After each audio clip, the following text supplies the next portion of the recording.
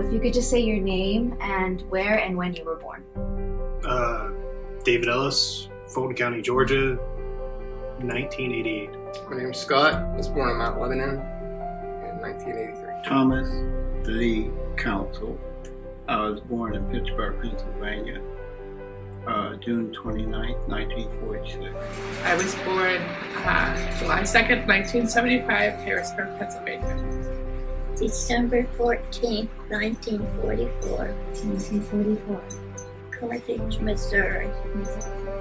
I was born January 2nd, 1937, born in Parnassus, which is located near New Kensington. I was born in Chicago, Illinois on August 19th, 1942. And I was born here in Pittsburgh on March 25th, 1941. I was born in Germany,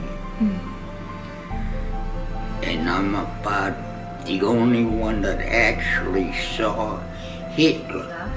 Where were you born? In Pittsburgh. In Pittsburgh, so you've been here all your life? Yes. Okay. Minus the years I served. Right, okay.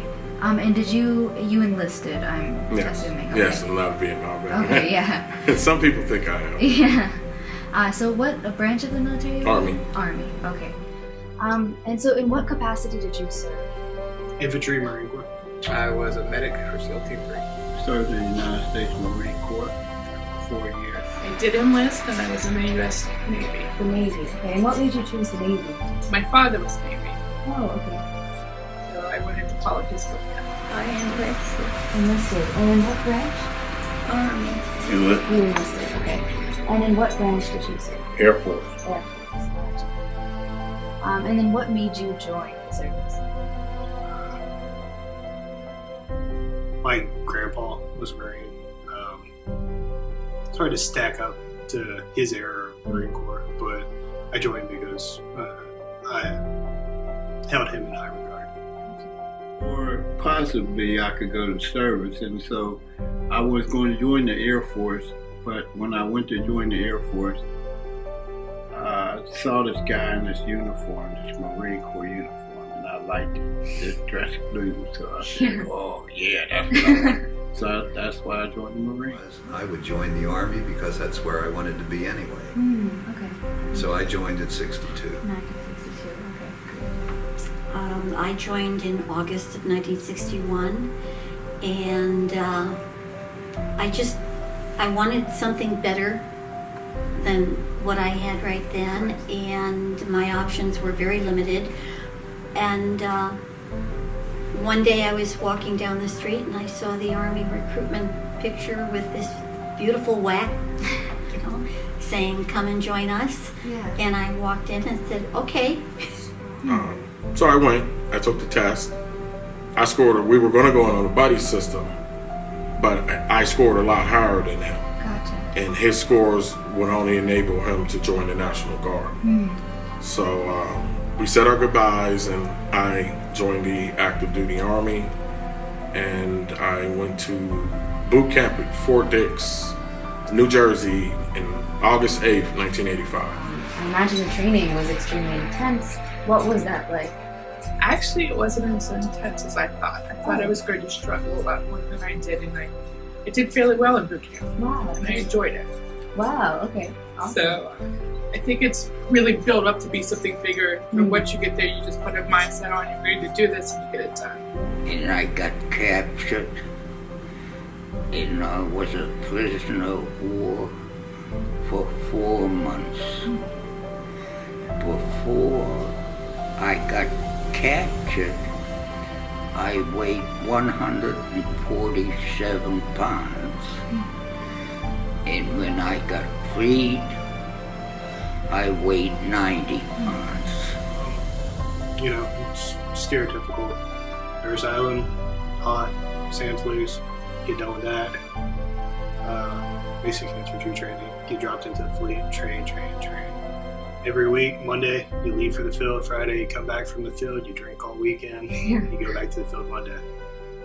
Deploy, come back, train, deploy. Gotcha. So it's a very rounded program that basically gives you, without the didactic part component, the knowledge, actually hands-on application of a physician, more or less a ER physician, because when you're out in the field, you're the only one assigned to your team. So you're the first line of medicine if somebody's injured out in the field until the healer comes in, gets them out to a trauma hospital, which could be 2 hours away. So if somebody loses a limb, if somebody needs an emergency trach, if somebody needs a chest tube, sutured, anything like that, you're their man. What stands out to you as the thing that you look back on a lot? Well, we worked out of tracking stations in the Caribbean, and I fished and I rode horses and spending my time like that. From your time, like training and in service, what is one of the most important lessons that you've learned? How do you think it impacted your personality before and after?